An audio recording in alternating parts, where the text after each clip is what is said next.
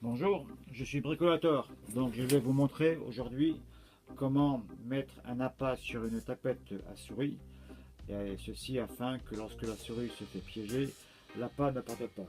On va faire une petite démonstration. Hop. Vous pouvez voir que l'appât est toujours ici. L'appât n'a pas bougé. Donc, pour ce faire, je vais vous montrer, c'est simple, c'est vraiment tout simple. Donc, il vous faut une perceuse, sans fil ou avec fil, un petit forêt de 1 mm et bien sûr 2 graines de tournesol. Donc vous mettez votre forêt sur votre perceuse, voilà, le forêt est mis. Ensuite vous prenez une graine de tournesol, vous la coincez. Moi pour la coincer j'ai pris une pince Bucel, cette pince là elle sert à rien. La pince Bucel, donc vous tenez donc votre graine de tournesol de cette façon là et vous faites un petit trou de 1 mm dedans. C'est pas très facile, mais il faut prendre son temps.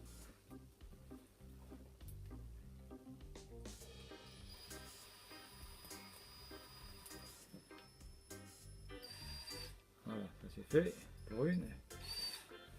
Non, on va faire l'autre.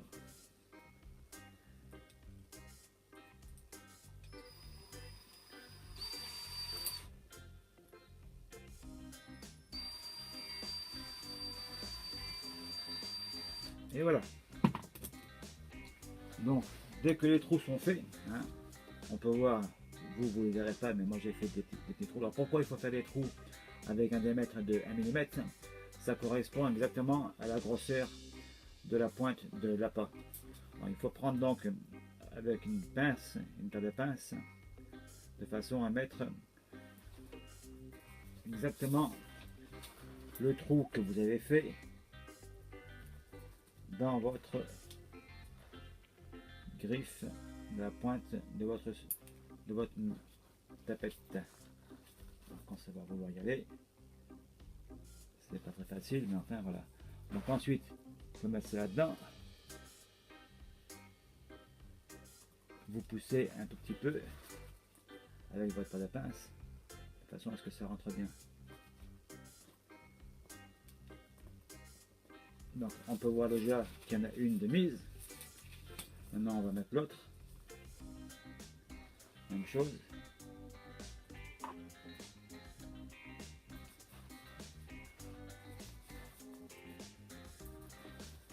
Et voilà.